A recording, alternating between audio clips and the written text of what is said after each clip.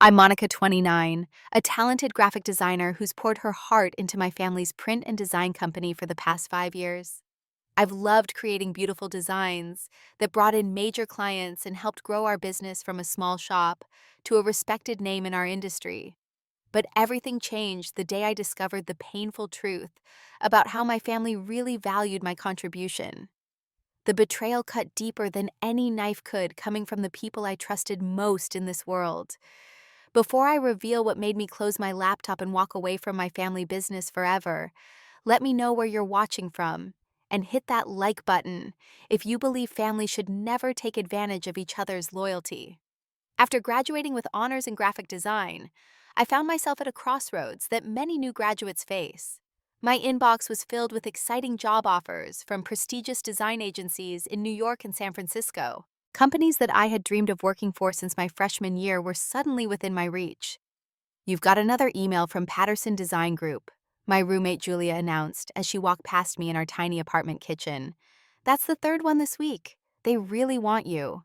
I smiled, feeling the warm glow of accomplishment. The Patterson Design Group was known for their innovative work and impressive client list. Their starting salary offer made Julia's eyes widen when I showed her the email. "You'd be crazy not to take this," she said, pouring herself a cup of coffee. "Seriously, Monica, this is the opportunity of a lifetime." She wasn't wrong, but there was another option weighing heavily on my mind.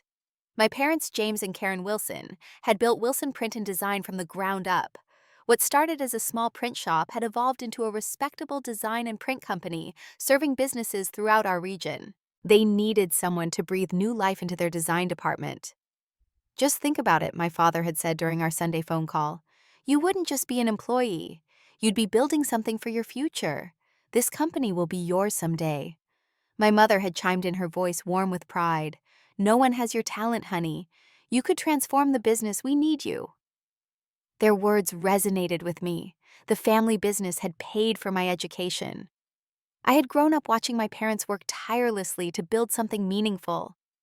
There was something appealing about continuing that legacy. The decision weighed on me for weeks. Julia couldn't understand why I was even hesitating. "You could always go work for your parents later," she reasoned. "Get some experience at a top agency first." But my father's follow-up pitch was compelling. He invited me home for a weekend to discuss the possibilities. In his office, surrounded by family photos and the familiar scent of paper and ink, he laid out his vision. "We're ready to expand the design division," he explained, showing me projections and plans. "With your skills, we could attract bigger clients, compete with the major agencies in the city." He slid a folder across his desk. Inside was a proposed salary package. It wasn't quite what Patterson was offering, but it was reasonable. "This is just the beginning," he assured me. "As the company grows, so will your compensation. Plus, you'll be building equity in your future. Someday, this will all be partly yours." My mother added, "We treat our employees like family, Monica, but you actually are family.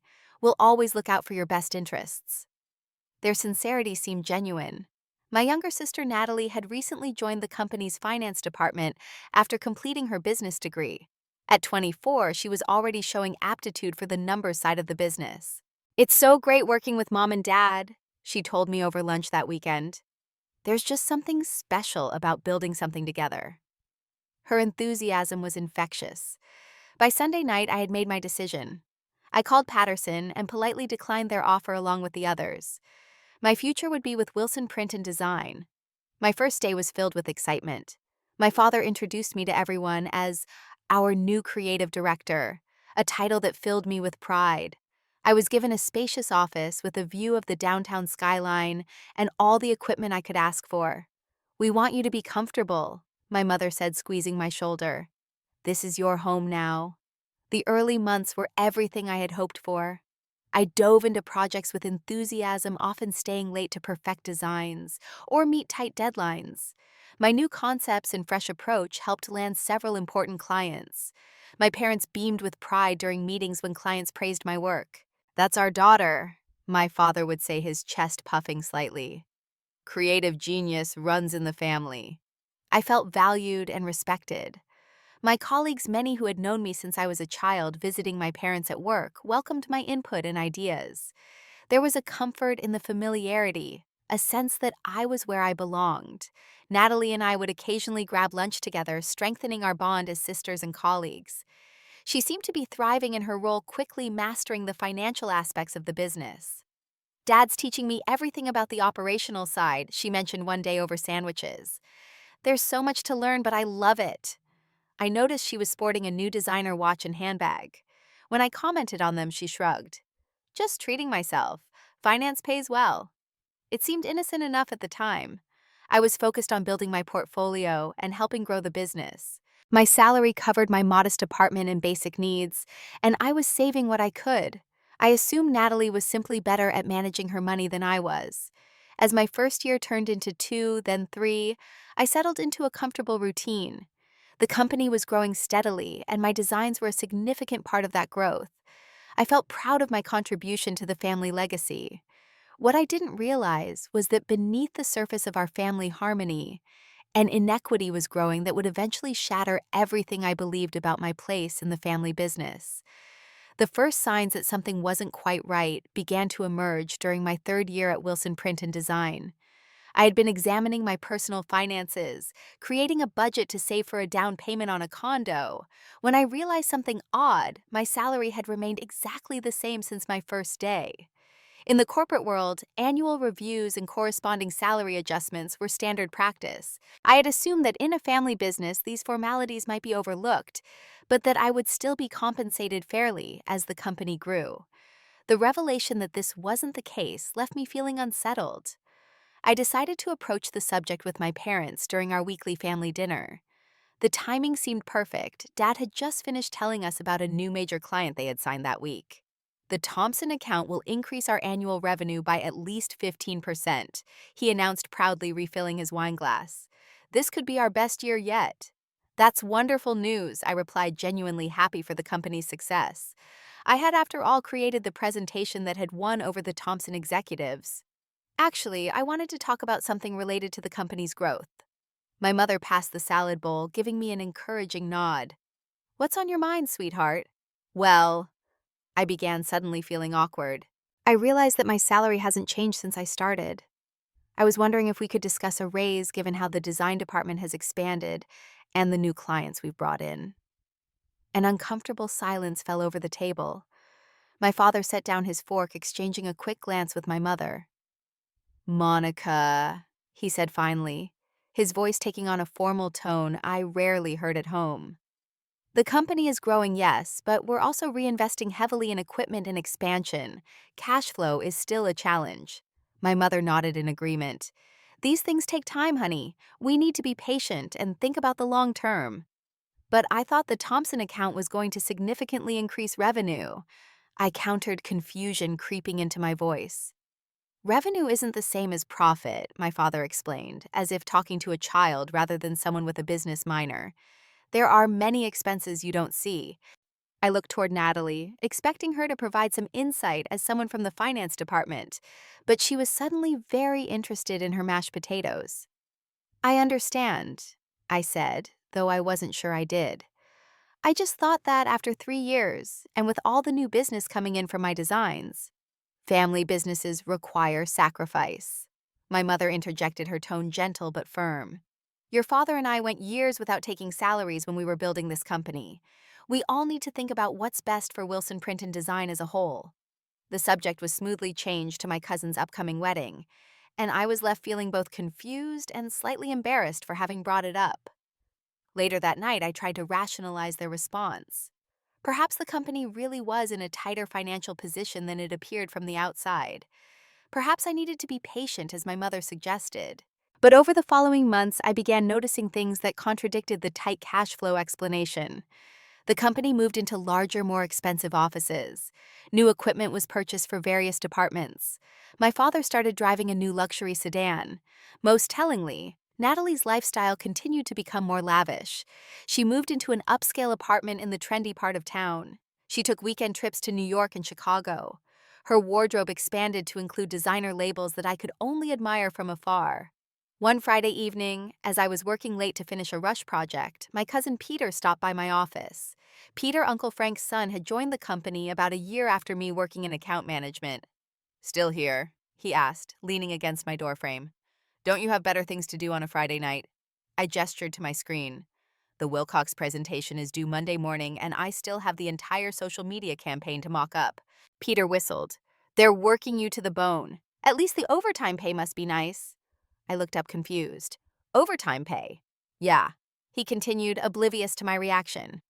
"Dad told me when I started that one perk of working here is that we get time and a half for anything over 40 hours. It's added up nicely on my last few checks." My stomach tightened. "I don't get overtime pay." Peter's casual expression faltered. "Oh, I just assumed. I mean, everyone in my department does." "Everyone?" I asked, trying to keep my voice steady. "Yeah, it's company policy," he replied, now looking uncomfortable. "Maybe it's different for the creative department." I nodded vaguely, not wanting to make him feel worse. "Maybe. Don't worry about it." After Peter left, I sat staring at my screen, no longer seeing the design I'd been working on. If overtime pay was company policy, why had I never received it? I regularly worked 50 or 60-hour weeks when big projects were due. The following week, Natalie pulled into the company parking lot in a brand new Audi. As we walked into the building together, I couldn't help but comment, "Nice car. That's quite an upgrade from your Civic." Natalie beamed. "Isn't it gorgeous? Mom and Dad surprised me with it yesterday. Said it was a reward for all my hard work on streamlining the accounting systems." I forced a smile, thinking of the 10-year-old Honda. I still drove the same car I'd had since sophomore year of college. "That's really generous of them." "They said I deserved something special," she added, seemingly oblivious to my discomfort. "You know how Dad is about rewarding initiative." I did know, or at least I thought I had.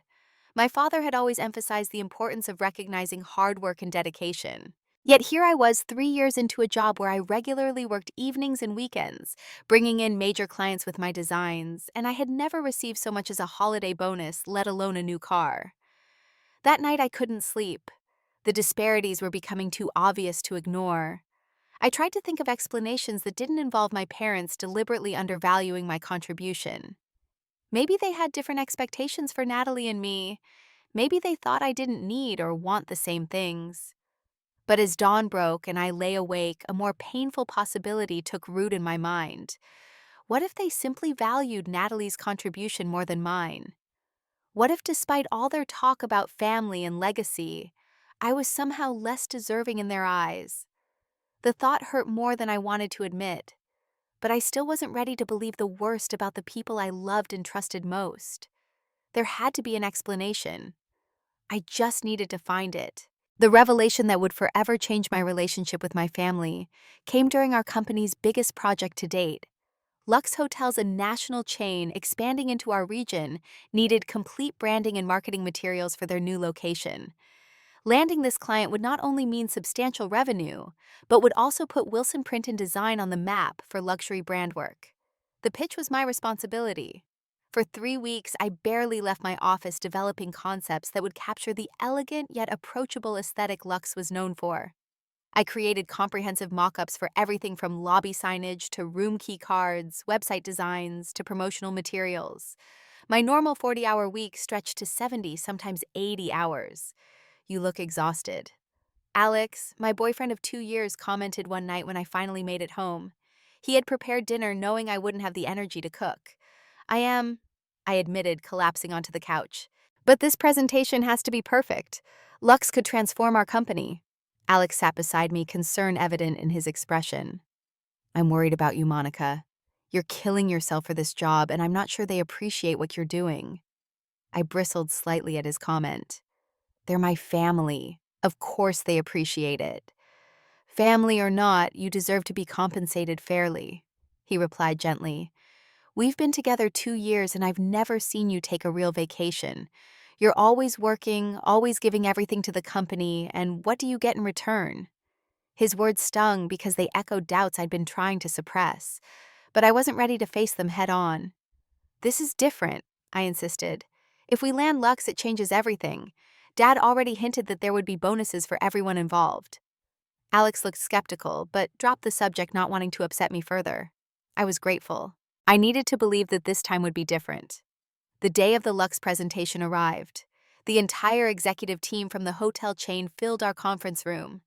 My father introduced me proudly, then stepped aside. For the next hour, I walked them through my vision for their brand presence in our city. The response was everything I had hoped for. "This is exactly what we've been looking for," said Catherine Morlux's marketing director. "You've captured our essence perfectly while creating something fresh for this location." By the end of the meeting, we had secured a contract worth $300,000 with potential for ongoing work. The office was buzzing with excitement as the Lux team departed. My father hugged me tightly in front of everyone. "You knocked it out of the park, kiddo," he beamed. "I knew you would." That evening, my parents hosted a celebration dinner at their home for the key team members who had worked on the pitch. As champagne flowed freely, I found the courage to bring up the subject of compensation. "Dad," I said, catching him alone in the kitchen as he opened another bottle. "I was hoping we could discuss my bonus for the Lux account." He looked surprised. "Your bonus?" "Yes," I continued, heart pounding. "You mentioned there would be bonuses for everyone involved, and I led the entire project. I was thinking, given the size of the account, perhaps 10% would be fair. That would be 30,000. My father's expression shifted from surprise to something harder to read. "Monica, that's not how this works." "What do you mean?" "Your family," he said, as if that explained everything. "The success of this company is your bonus. Every account we land builds your future." I felt a familiar sinking sensation.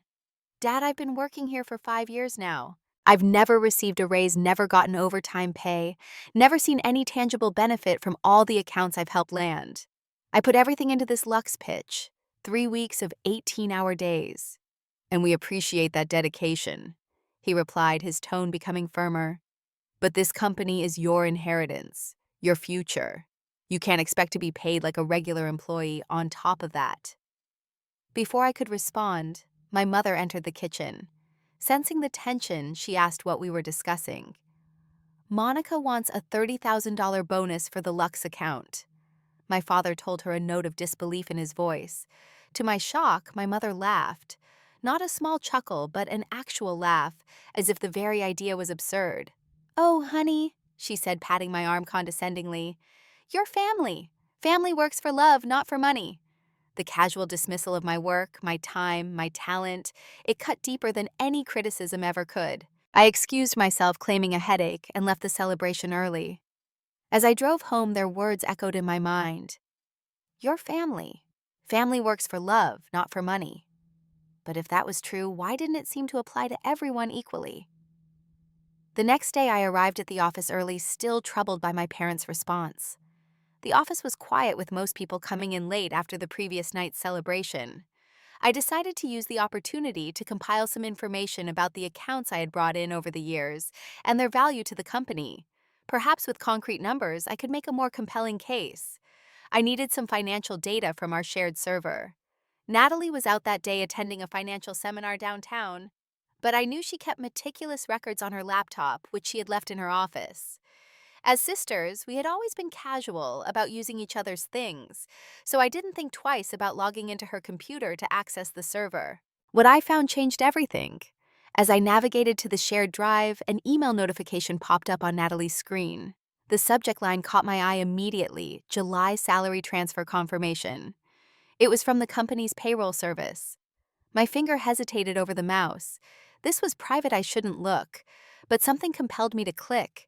The email confirmed a monthly salary transfer to Natalie's account, $8,500. Below was a breakdown of her compensation-based salary performance bonus and a family dividend. I sat back stunned. $8,500 per month, over $100,000 a year, for my younger sister, who had been with the company 2 years less than me. With shaking hands, I opened the financial folder on the server. There, I found salary information for all employees. Peter, my cousin, made $72,000 a year plus bonuses. Other family members working in various departments all had salaries commensurate with their positions, or in some cases slightly above market rate. And then I found my own entry in the spreadsheet. Next to my name was a single figure $0. 5 years of work. Countless nights and weekends sacrificed. Major clients brought in through my designs, all valued at exactly nothing. The room seemed to spin around me. Every explanation my parents had given cash flow issues, reinvestment in the company building for the future collapsed under the weight of this revelation. It wasn't that they couldn't pay me, it was that they had decided they didn't need to. I was the only one working for free, the only one expected to sacrifice for family, the only one whose contribution was deemed worthy of praise but not payment. As the truth sank in, the pain of betrayal was almost physical. These weren't just my employers, they were my parents, the people who were supposed to love and value me above all others. Yet somehow, in their eyes, I was worth less than everyone else. With the evidence of my family's betrayal still fresh on the screen before me, I carefully documented everything I had discovered. I took screenshots of the salary spreadsheet, the email confirming Natalie's transfer, and several other financial documents that showed the disparity in how family members were compensated. Part of me couldn't believe I was gathering evidence against my own parents. But another part, the part that had been taken advantage of for 5 years, knew this was necessary. Over the next few days, I maintained a facade of normalcy at work while continuing my investigation. I discovered that not only was I unpaid, but my design work had been billed to clients at premium rates, generating over $1 million in revenue for the company during my tenure. I decided to confront my parents at our regular Sunday family dinner. The familiar ritual of gathering around my mother's dining table now felt like a cruel charade, but I wanted to give them a chance to explain in a private setting. As we finished the main course, my father raised his glass in another toast to the Lux account's success. To Monica's incredible designs that sealed the deal, he said proudly. The client can't stop raving about the work. I took a deep breath. Speaking of my work, I wanted to follow up on our conversation about compensation. My mother's smile tightened slightly. Monica, we've been through this. Yes, we have. I agreed, my voice steadier than I expected. But I've learned some things since then that I think we need to discuss. I placed a folder on the table. I found the company's salary records. The silence that followed was deafening. My father's face darkened while my mother's drained of color. Natalie looked up from her plate, eyes wide with alarm. You had no right to access those files. My father finally said, his voice low and dangerous. Perhaps not, I conceded. But you had no right to exploit your own daughter for 5 years. I opened the folder and laid out the documents one by one. Every single family member working at Wilson Print and Design receives a competitive salary. Natalie makes over $100,000 a year after just 3 years with the company. Peter gets $72,000 plus bonuses. Even Uncle Frank's son-in-law, who works part-time in the warehouse, gets paid $18 an hour. I pointed to my entry in the spreadsheet. And then there's me. 5 years, thousands of hours, millions in revenue generated, and you've paid me exactly nothing. My mother reached across the table as if to gather the documents, but I placed my hand firmly on them. Why? I asked simply. Why am I the only one expected to work for free? My mother's laugh this time wasn't dismissive. It was uncomfortable, nervous. You're the eldest, Monica. You have a different responsibility to the family business. Being the eldest means I should be exploited, I challenged. It's not exploitation, my father countered, finding his voice. It's about your future. You're going to inherit the largest share of the company someday. We've been clear about that from the beginning. Have we? I pulled another document from the folder, a legal agreement I'd found outlining the company's succession plan. According to this, the company will be split equally between Natalie and me upon your retirement. There's no largest share for me anywhere. My father shifted uncomfortably. That's just a preliminary document. We've always intended— Intentions don't pay my rent, I interrupted. Intentions don't justify 5 years of taking advantage of my work, my talent, and my trust. Natalie, who had been silent until now, suddenly spoke up. I didn't know you weren't being paid at all, Monica, I swear. I turned to her. Really? You never wondered how I could afford to live on nothing while you enjoyed your fancy apartment and new car? She had the grace to look ashamed. I thought you were being paid less than me because— Because what? I pressed. Because I handle the money, she finished lamely. I thought finance was just valued higher than design. That would be a reasonable assumption if I was being paid at all, I replied coldly. But I'm not. Not a cent. For 5 years. My mother tried another approach. Monica, sweetie, Natalie has different needs than you do. She's younger still establishing herself. The implication was clear. Natalie deserved to be paid because her needs mattered. Mine apparently did not. And what about Peter? I asked. What about every other family member on the payroll? Do they all have special needs that I don't? No one had an answer for that. The truth is, I continued, my voice breaking slightly, you never valued my contribution. You assumed I would work for free out of family loyalty, while everyone else was fairly compensated. You took advantage of me because you could. My father's expression hardened. That's enough, Monica. You're being dramatic. Everything we've done has been with your best interests at heart. My best interests? I echoed in disbelief. How is working me to exhaustion without pay in my best interest? How is treating me as less valuable than every other person in this company looking out for me? You don't understand the bigger picture, he insisted. Then explain it to me, I challenged. Explain why the daughter who has poured everything into this company deserves nothing in return. But instead of an explanation, my father's face reddened with anger. This company has provided for you. We've given you opportunities most designers would kill for. The experience you've gained, the portfolio you've built, that's compensation. Experience doesn't pay bills, I replied, fighting back tears. And opportunities aren't a substitute for basic respect. My mother reached for my hand. Monica, you're part of a family legacy. That's worth more than any paycheck. I pulled my hand away. A legacy built on exploiting those closest to you isn't one I want any part of. The dinner ended in strained silence. As I gathered my documents to leave, Natalie followed me to the door. I really didn't know, she said quietly. I mean, I knew you weren't on the regular payroll, but I thought you had some special arrangement with Mom and Dad. I looked at my sister, the sister who had benefited from my free labor for years, and felt a complicated mix of anger, disappointment, and residual affection. The special arrangement was that they took advantage of me, I replied, and you were happy to enjoy the benefits without asking questions. Her face fell. That's not fair, Monica. None of this is fair, I agreed. That's exactly the point. As I drove home that night, tears finally flowing freely, I knew something fundamental had broken in my relationship with my family. The trust I had placed in them had been thoroughly betrayed. The respect I thought we shared had been revealed as an illusion. And now I had to decide what to do about it. The day after the disastrous family dinner, I didn't go into the office. I couldn't face my parents or the reality of what had been revealed. Instead, I called in sick and spent the day researching my options. I updated my portfolio, gathering all the design work I had created during my time at Wilson Print and Design. Thankfully, I had always kept copies of my projects on my personal hard drive, a practice that now seemed prescient. My first instinct was to reach out to some of those agencies that had offered me positions 5 years ago. But a quick search revealed that Patterson Design Group had been acquired by a larger firm, and many of the other boutique agencies I had once been excited about had either changed direction or no longer existed.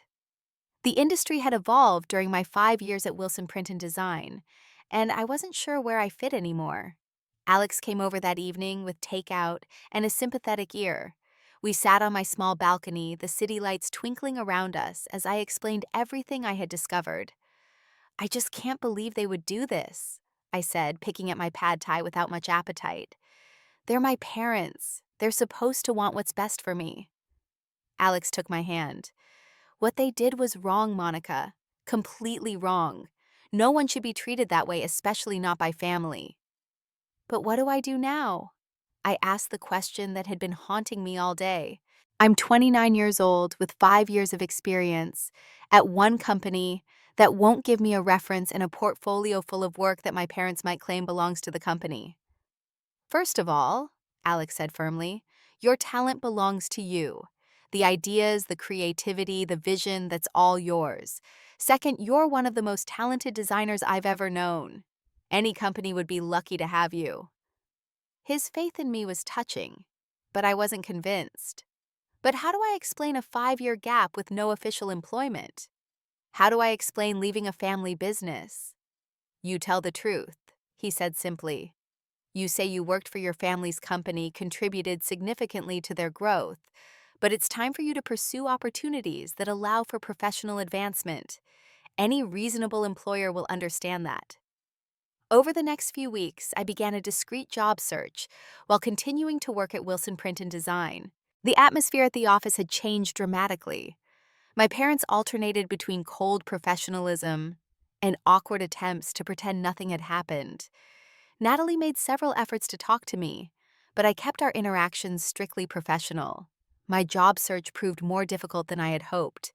Without official employment verification or a competitive salary history, I found myself at a disadvantage.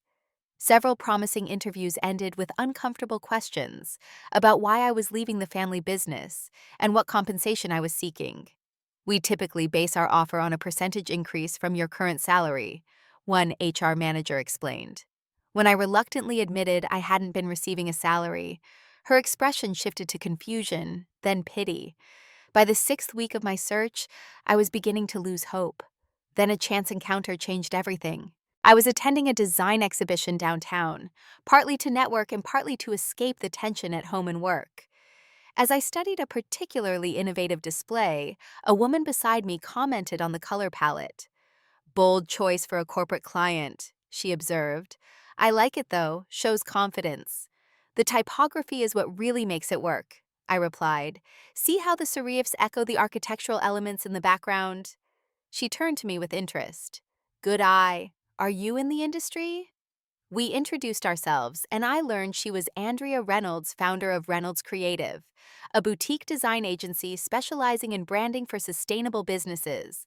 We spent the next hour wandering the exhibition together, discussing the work on display, and sharing our perspectives on current design trends.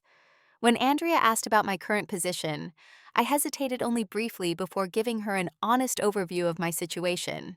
5 years at a family company with no salary, she repeated, eyebrows raised.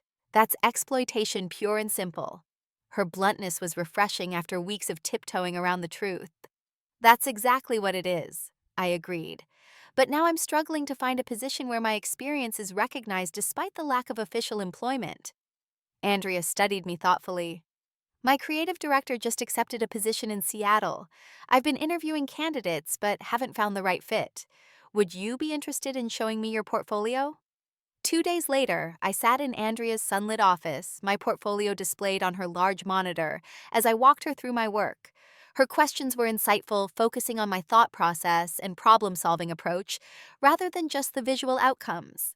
This is exceptional work, Monica, she said when we had finished, especially considering you had no mentor or creative director guiding you. I had to figure a lot out on my own, I admitted, but that forced me to develop my own perspective. I can see that. She nodded. There's a distinctive voice in your work, fresh but grounded in solid principles. She leaned back in her chair. I'll be direct. I'd like to offer you the creative director position. The salary is $85,000 with full benefits and a profit-sharing arrangement after 1 year. We're smaller than Wilson Print and Design, but we're growing, and I believe your perspective would be valuable as we expand. The figure took my breath away. It was more than fair, it was generous. More than that, it represented something I had been denied for 5 years' recognition of my worth. I would need to give notice, I said, already calculating how to transition my current projects. Of course, Andrea agreed. 2 weeks is standard. I can have the formal offer letter to you by tomorrow. As I left Reynolds Creative that afternoon, I felt a weight lifting. For the first time in months, perhaps years, I could see a path forward, a path that valued me properly. The hard part would be telling my family. When the offer letter arrived the next day, I scheduled a meeting with my parents in my father's office. I had decided to approach this as professionally as possible, despite the personal relationships involved. I wanted to let you know that I've accepted a position with another company. I said, placing my resignation letter on his desk. My last day will be 2 weeks from today. My father stared at the letter without touching it. Is this about the money? He asked. Because we can discuss a salary if that's what this is about. The fact that he thought he could undo 5 years of exploitation with a belated offer was both sad and infuriating. This isn't just about money, I replied calmly. It's about respect. It's about recognizing my value. It's about treating me as a professional rather than someone to be taken advantage of because of family ties. My mother, who had been uncharacteristically quiet, finally spoke. You'll destroy this family if you leave, Monica. Is that what you want? Her emotional manipulation might have worked once, but not anymore. I'm not destroying anything. I'm choosing to work somewhere that values me appropriately. The damage to our family was done when you decided I was the only one who didn't deserve to be paid for my work. We can sue you if you take clients or use work created while employed here. My father threatened, his face reddening. Everything you've designed belongs to this company. I had anticipated this. I've consulted with a lawyer. I informed them which was true. Alex's brother practiced employment law and had given me some guidance, as I was never officially employed, never signed an employment contract, and was never compensated. My case for ownership of my work is quite strong, but I'm not interested in taking clients or using the work I created here. I'm looking forward, not back. This seemed to deflate some of my father's anger, though the tension in the room remained thick enough to cut with a knife. 2 weeks is too soon, my mother protested. There are projects in progress, clients who expect to work with you. I'll document everything and ensure a smooth transition, I assured her. I've already prepared detailed handover notes for each active project. My father's expression shifted from anger to something closer to disbelief. You're really doing this after everything we've built together? Yes, I said simply. I am. As I stood to leave his office, Natalie appeared in the doorway. She had obviously been listening from outside. Monica, please. She began, her eyes filling with tears. We can fix this. It doesn't have to be this way. I looked at my sister, the sister who had benefited from my unpaid work for years, who had accepted a new car and a generous salary, while I struggled and felt a complex mix of emotions. There was anger, yes, but also sadness for what might have been if our parents had fostered a fair and honest relationship between us. Some things can't be fixed with a quick solution, Natalie, I told her. Trust once broken takes a long time to rebuild. I returned to my office and began the process of organizing files and preparing transition documents. As I worked, I could hear raised voices from my father's office, an unusual sound in our typically cordial workplace. I tried not to listen, focusing instead on the task at hand. Later that afternoon, as I was finishing up for the day, I received a company-wide email announcing that, due to a family health issue, I would be leaving Wilson Print and Design in 2 weeks. The deliberate mischaracterization of my resignation was the final confirmation that I was making the right choice.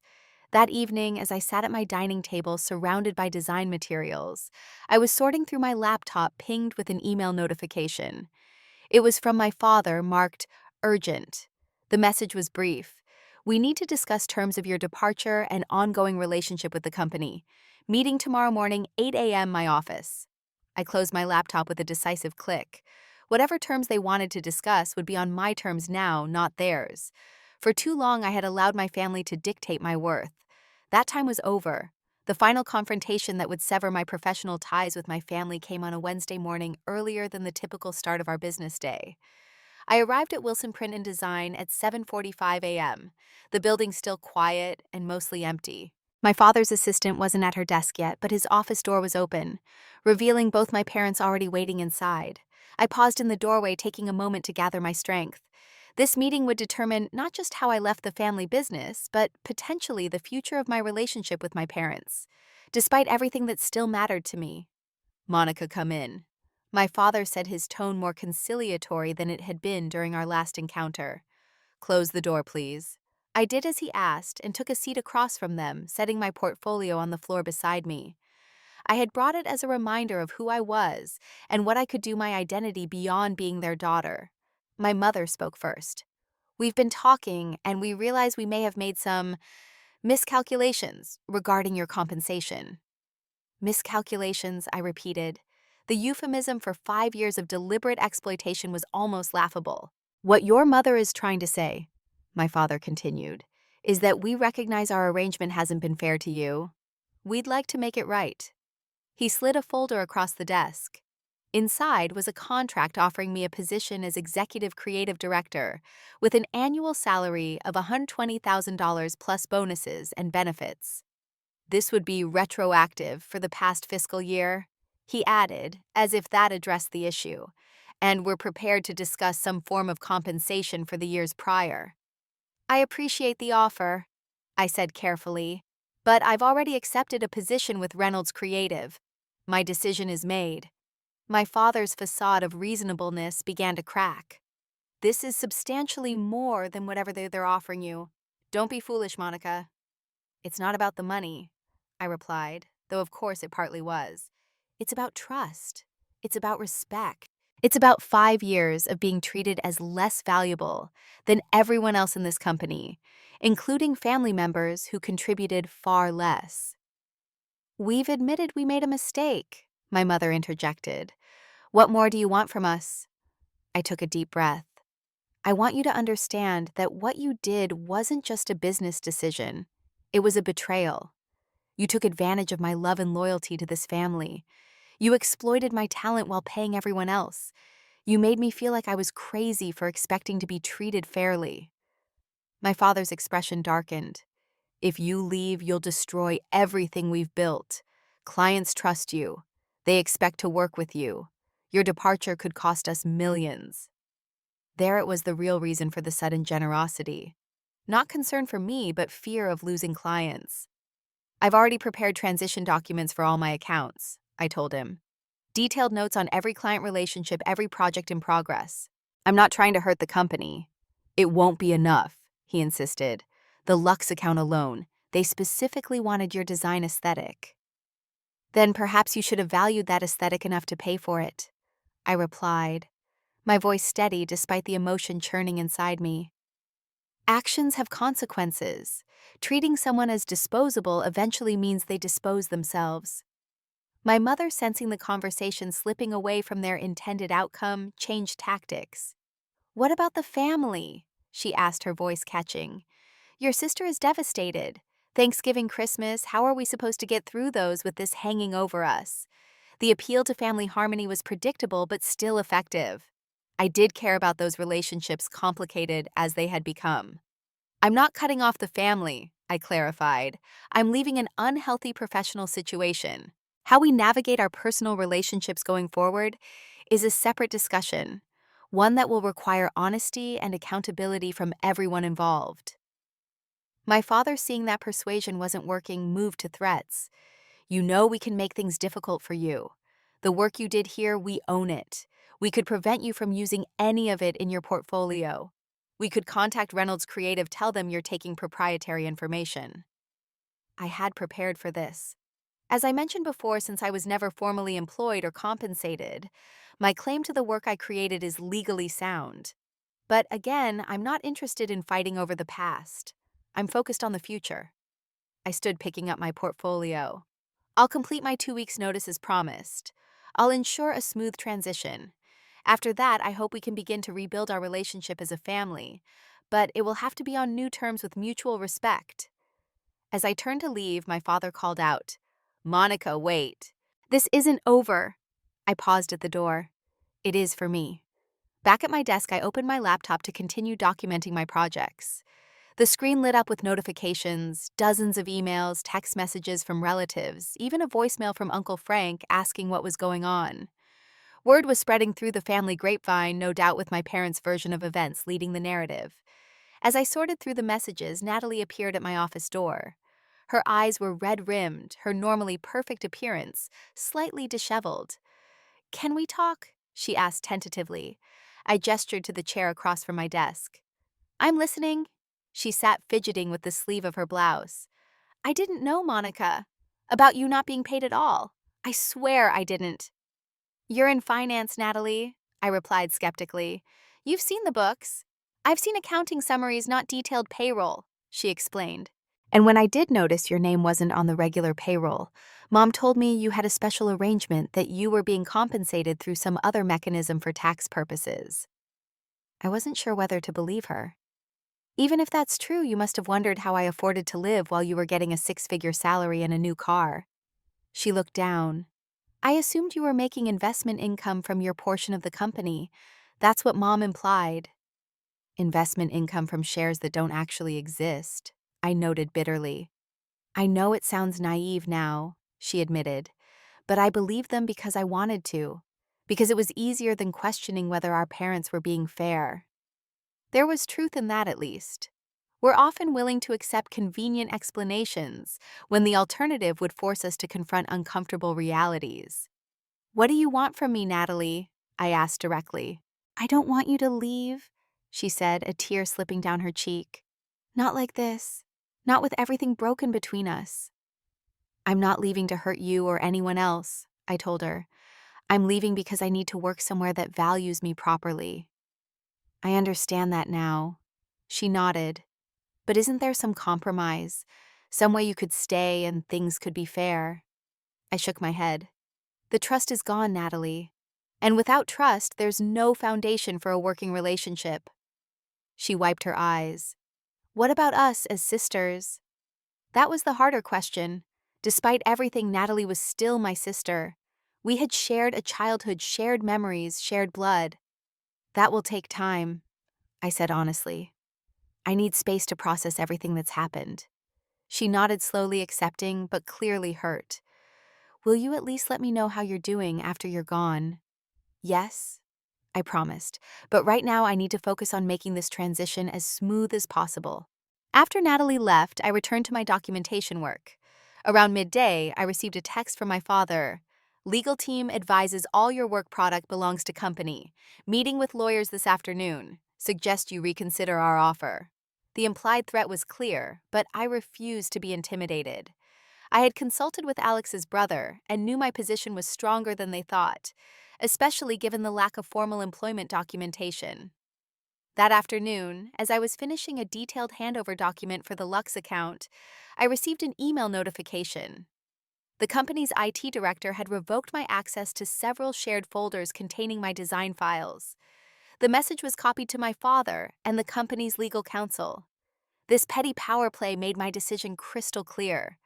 I couldn't work another day in an environment where I was now being treated as a threat rather than a valued team member. I gathered my personal belongings, saved my documentation to a flash drive, and shut down my laptop for the last time. As I closed the lid, a strange sense of finality and freedom washed over me. 5 years of undervalued work, of misplaced loyalty, of taking less than I deserved. It was ending right here, right now. I walked to my father's office where he was on the phone, presumably with the lawyers. When he saw me standing in the doorway with my bag and a small box of personal items, he abruptly ended his call. "What's this?" he demanded. "Since my access to essential work files has been revoked, I can no longer perform my duties effectively," I explained calmly. "I've completed all the documentation I can without access. Here's a flash drive with everything you'll need for the transition." I placed it on his desk. "Consider this my final day." His face reddened. "You can't just walk out. There are procedures protocols. Just like there are standard procedures for compensating employees," I countered. Those didn't seem to matter when it came to me. We stared at each other across the desk, father and daughter employer, an employee, two people who had fundamentally misunderstood each other's expectations. "You'll regret this," he said finally, his voice low. "Walking away from everything we built." "What exactly did we build, Dad?" I asked. "A company where family loyalty is weaponized, where my contribution was valued at zero, while everyone else was fairly compensated. That's not something I'll regret leaving." I turned to go, then paused. "I hope someday you understand what you lost here. And I don't mean my design skills." As I walked through the office for the final time, I passed Natalie's desk. She looked up surprised to see me leaving with my belongings. "You're going now?" she asked, rising from her chair. "It's better this way," I told her. "Clean break." She hugged me impulsively, whispering, "I'm sorry, Monica, for everything."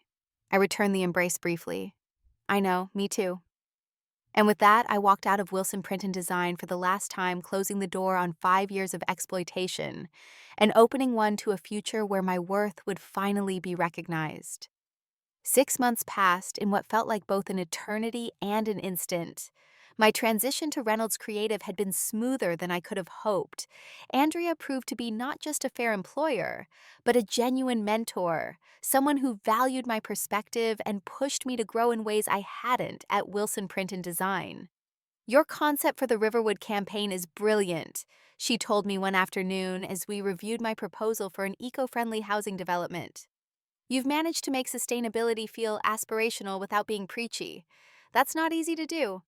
Her praise still felt novel to me, not because I doubted my abilities, but because I had grown accustomed to having my work taken for granted. At Reynolds, my contributions were not only acknowledged, but celebrated. My salary arrived promptly in my bank account every 2 weeks, a tangible reminder that my work had value. My personal life had flourished as well. Alex and I had moved in together, finding a spacious apartment with a spare room I converted into a home studio. For the first time in years, I had the financial freedom to travel to invest in quality furniture, to occasionally treat myself without anxiety about my budget. You seem happier, Alex observed one evening as we prepared dinner together. More relaxed. I am, I admitted, realizing the truth of it. I didn't know how much stress I was carrying until I put it down. The stress hadn't just been financial. It had been the constant need to prove my worth to people who had decided long ago that I was worth less than others. It had been the cognitive dissonance of loving people who were systematically undervaluing me. It had been the slow erosion of my self-respect as I accepted treatment I would never have tolerated from anyone else. My relationship with my family remained complicated. I hadn't spoken to my father since that final day at the office. My mother had reached out several times, her messages alternating between guilt trips and tentative olive branches. I responded politely, but maintained boundaries, unwilling to slip back into old patterns. Natalie surprisingly had made the most genuine effort to repair our relationship. Our first meeting after I left had been awkward lunch at a neutral cafe halfway between our workplaces. The company's struggling, she admitted over salads. Dad had to hire 2 designers to replace you, and they still can't match your quality. That's not my concern anymore, I reminded her, though a small part of me felt vindicated. I know, she nodded. I just thought you should know that everyone realizes what they lost, what you were really worth.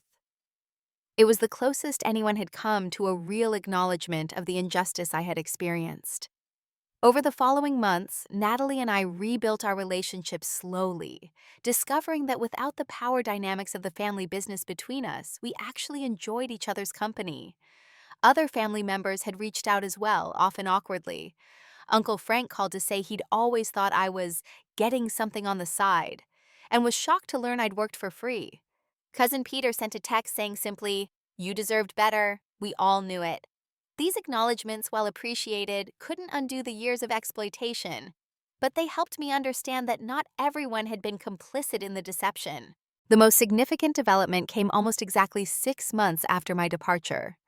Wilson Print and Design lost the Lux Hotel account when the client was disappointed with the work done by my replacements. The account had been worth nearly a quarter of the company's annual revenue, and its loss sent ripples through the family business. I learned about this not from family gossip, but because Lux's marketing director, Catherine Moore, contacted me directly at Reynolds Creative. "Your work was the reason we chose Wilson in the first place," she explained during our meeting. "When the quality dropped after you left, we started looking elsewhere. Then I heard you were at Reynolds, and it seemed like the perfect solution." The contract she offered would be the largest in Reynolds' history. Andrea was ecstatic, immediately offering me a substantial raise and bonus structure tied to the account. "This is your win, Monica," she insisted. "You brought this in. You deserve to benefit directly." The stark contrast between Andrea's approach and my parents' couldn't have been clearer. Here was a non-family employer who understood the basic principle that people should be rewarded for the value they create. News of the Lux account. Changing hands reached my parents, of course. My father remained silent, but my mother called her voice strained. "Your father's pride is hurt," she explained, as if that justified everything. "The company is struggling without you." Couldn't you find some way to help us? Maybe do some freelance work? The request was so stunning in its lack of self-awareness that I almost laughed. Mom, I worked for free for 5 years. I'm not interested in helping the company that exploited me. We're family, Monica, she insisted, falling back on the same manipulative tactic that had worked for so long. Family helps each other. Family also treats each other with respect, I countered. Family doesn't exploit each other's talents for profit. Family pays fairly for work performed. There was a long silence before she spoke again. Your father and I made mistakes. We can see that now. It was the closest thing to an apology I had received, though still lacking any real acknowledgement of the harm they had caused. But it was a start. 2 weeks later, I received a formal email from Wilson Print and Design. It was a consulting proposal offering me a substantial hourly rate to work on selected high-value accounts. The document was professional, detailed, and fair, something I had never received during my years with the company. More surprising was the signature at the bottom, James Wilson, with a personal note added, "We should have valued you properly from the beginning. This is a business proposal, not a family favor.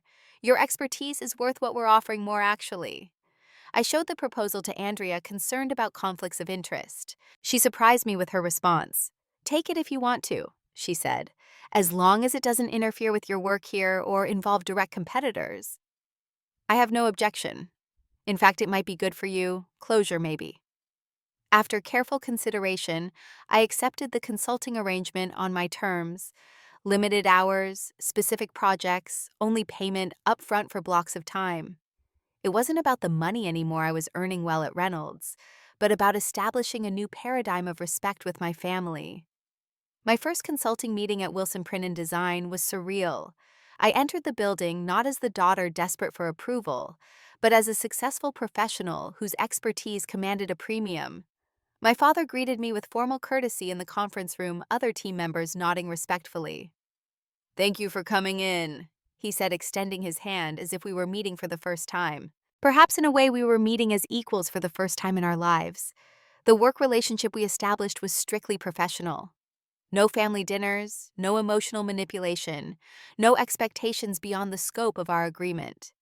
It wasn't perfect, and the wounds were still healing, but it was honest, in a way our previous arrangement had never been. As I built my new life professionally successful, financially secure, emotionally healthier, I often reflected on the lessons of those 5 painful years.